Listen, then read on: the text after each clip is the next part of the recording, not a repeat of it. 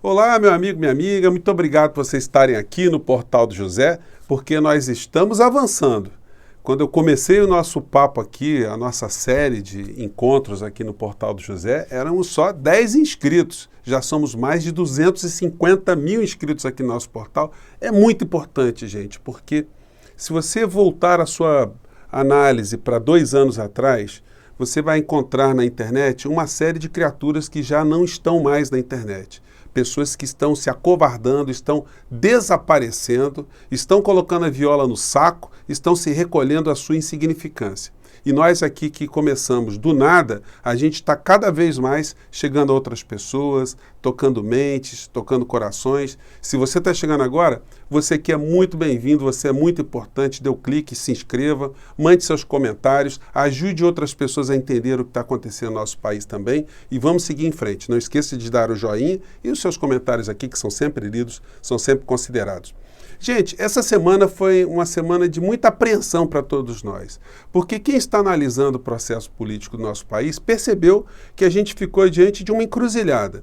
Ou o Brasil iria em direção ao processo civilizatório, ou a gente pegaria uma estrada ao abismo sem fim. Como já, se não bastasse aquilo que a gente está sofrendo no nosso país. Angústias atrás de mais angústias. Mas o episódio dessa semana, ele faz com que a gente recupere a nossa confiança, que a nossa luta, a luta pela civilização, pela democracia, pela justiça social, pela humanidade, pela fraternidade, ela tem que seguir e ela está conseguindo avançar cada vez mais, embora o cenário para muita gente no nosso país ainda seja muito ruim e seja um cenário, inclusive, de perda de vidas, né, que é por conta da pandemia. Eu queria analisar essa situação do deputado Daniel Silveira, mas eu estou muito cuidada para não fulanizar essa situação, para a gente não demonizar uma única criatura. Porque, de fato, ele é uma figura muito reprovável, mas ele representa algo muito maior, algo que está embaixo desse comportamento dele, que não é um comportamento isolado. O deputado, ele brincou com a justiça, ele brincou com a democracia. A pessoa, quando é envereda pelo caminho do erro, caminho errado, ela subestima, muitas vezes, o poder do outro. Eles gostam, de uma maneira geral, de ostentar o seu poder, de fazer com que esse poder aparente ele seja um poder que seja dissuasório, né? Como se usa essa expressão nas forças militares. Né? Você se coloca com muito poder, você amedronta o outro fica sem condição de fazer alguma coisa contra você. É mais ou menos como esses comportamentos que a gente vê em telejornais de helicópteros que flagram traficantes andando com armas para cima e para baixo, né, com a maior disfarçatez. Muitas cenas são possíveis de serem encontradas na internet. E essas pessoas elas se empoderam porque elas acham que o Estado nunca irá alcançá-las. E esse episódio do deputado Daniel Silveira, ele coloca as pessoas nos seus devidos lugares. Muitas pessoas, como eu disse a vocês, que estavam na internet defendendo intervenção militar, a destituição de ministro do Supremo, de presidente da Câmara, presidente do Senado, esse pessoal tende a colocar a viola no saco. Porque quem transgrediu atacando a democracia e infringiu a lei está sofrendo as consequências. O que vai acontecer com esse deputado Daniel Silveira, juridicamente não atinge só ele não, porque ele está sendo investigado naquele inquérito das fake news que junta outros tantos deputados ali e outras pessoas que não têm imunidade, como esse senhor Alan dos Santos, que está nos Estados Unidos praticamente foragido. Essa prisão de Daniel Silveira aponta para ele uma situação do tipo, olha, se você vier para cá, amigo, você vai ficar com uma Sara Geromini, como Oswaldo Eustáquio e outras pessoas aí que estão com tornozeleira eletrônica e agora o deputado, que vai ser punido de uma forma muito exemplar, né? É importante a gente dividir o que aconteceu com o deputado em 2 colunas, a coluna do direito e a coluna da política. Gente, o direito ele é muito unido à política. Não tem como você ter a produção do direito sem ter havido um movimento político. O direito é o pensamento de uma sociedade em determinado período que coloca no direito a sua visão moral de mundo. O deputado, eu não sei se ele tinha alguma formação em direito, se ele andou lendo, enfim, né? Ele na aparição dele ontem na defesa dele, ele foi muito articulado, né? Mostrando que, para além daquele monte de músculos que ele tinha uma articulação. Ele sabia mais ou menos, eu pensava que sabia o que estava fazendo. E ele brincou com a pessoa errada, na hora errada, na situação errada. Ele estava com esse comportamento, deixando muita gente do lado dele apreensiva também, do tipo, olha, se ele avançar com isso aí, agora a gente vai sair chutando balde, a gente vai poder barbarizar, porque é nós, como dizem algumas pessoas, né? E ele mexeu com a pessoa errada. Gente, eu acho que alguns de vocês já sabem, já devem ter me visto, na TV Justiça, eu fiz muitos anos programa para o Ministério Público do Estado do Rio de Janeiro, eu convivi muitos anos com promotores do Brasil inteiro, com as instituições da Procuradoria da República, enfim. Eu nunca emiti muita opinião em relação a esses órgãos, porque eu estava trabalhando lá. Hoje eu não estou trabalhando mais, então eu tenho mais independência para falar. Mas o importante que eu aprendi nesse tempo todo é que eu nunca vi um promotor covarde ou acovardado. Eu nunca vi um promotor com medo de cara de bandido, de organização criminosa. E o Alexandre de Moraes, ele foi o primeiro colocado no concurso do Ministério Público do Estado de São Paulo. Ele lidou com essa realidade. Essas pessoas, elas têm muita consciência do papel que elas desempenham. E mais do que isso, no caso do Alexandre de Moraes, ele também é um doutrinador, é um intelectual, um cara que escreve, e foi uma pessoa também que entrou para o mundo da política. Então, ele sabe o jogo político como funciona e sabe como é que funcionam as instituições e conhece a letra do direito. O deputado, ele subestimou, ele fez uma leitura que a imunidade dele era absoluta, que ele poderia fazer, humilhar, ameaçar e insuflar outras pessoas, que nada aconteceria. O Alexandre de Moraes, ele montou uma arapuca política e uma arapuca jurídica. Política porque, como ele está à frente do inquérito das fake news, ele poderia solitariamente ter mandado prender o deputado. Mas para essa decisão não parecer um ato pessoal, diante dos ataques todos que o deputado colocou nas redes, ele jogou essa decisão para o plenário do Supremo Tribunal Federal, para que o plenário, todos os ministros, dessem a sua opinião jurídica se aquela medida estava certa ou estava errada. Resultado, os 11, até o bolsonarista, o Cássio Marques, colocou ali o seu voto no sentido que os atos estavam todos juridicamente legais. Existem discussões acadêmicas e jurídicas hoje, por todos os lados, se a prisão foi legal, se não foi, se havia imunidade, se não havia. Essa discussão ela fica superada, porque a Suprema Corte Brasileira, por unanimidade, decidiu como deve ser o direito nesse tipo de situação específica.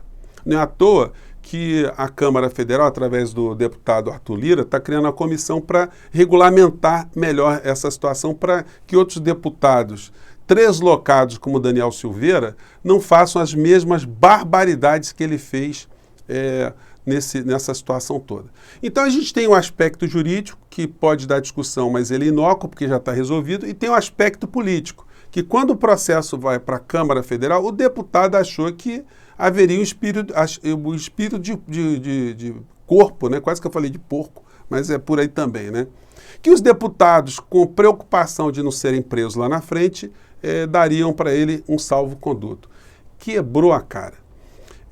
Ele poderia ter tido ali um comportamento coerente com tudo aquilo que ele fez nas redes. Ele poderia ter reafirmado, dizer que o Fachin era aquilo mesmo, o Bilal do Fachin, o Marco Aurélio, que ia dar surra de gato, que mereciam apanhar. Faria um discurso ali, iria para a cadeia e viraria um Marte para os seus grupos, né, para as pessoas que estão conectadas com ele. Quando ele percebeu que a cana ia ser dura, no português claro, ele virou um gatinho. Os músculos murcharam, ele mudou o discurso, que estava de 0 a 100 rapidamente, que se arrependia. Assim, olha, gente, se esse discurso fosse consequente, toda pessoa que pratica um homicídio alegaria a mesma coisa, né? Ah, eu perdi a cabeça, não sei o quê. Ah, ele está arrependido, vamos colocar em liberdade. O deputado quebrou a cara. Ele foi mexer com alguém que tecnicamente era muito preparado, politicamente era muito preparado e colocou a situação dentro de uma certa inovação do direito, onde ele não pôde escapar. Eu não vou entrar aqui em aspecto jurídico, porque a gente ia perder aqui longos tempos, né? Só discutindo essa questão que ainda vai ser muito debatida mais à frente. Então, a discussão dentro da Câmara Federal foi uma discussão política, não foi jurídica, até porque os parlamentares que estão lá, a maior parte não tem formação jurídica.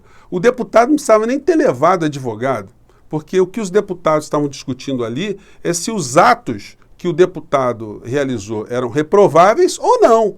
Se aquela figura representa o parlamento ou não. Se aquilo que o deputado fez e falou é possível, é garantido pela imunidade ou não. Gente, se o parlamento ontem desse a liberdade para o deputado, ia virar a terra de ninguém. Qualquer tipo de coisa poderia ser falada e a gente entraria numa escalada de violência, porque não tem como, com tanta briga na palavra, em ameaças, isso não descambar para atos concretos. Isso acaba, como aconteceu nos Estados Unidos, na invasão do Capitólio. Aqui os caras já estavam atirando fogos de artifício no Supremo, a Sara Geromini tinha ameaçado lá o Alexandre de Moraes, dizendo que ia pegar ele na porrada, xingando ele quanto foi nome.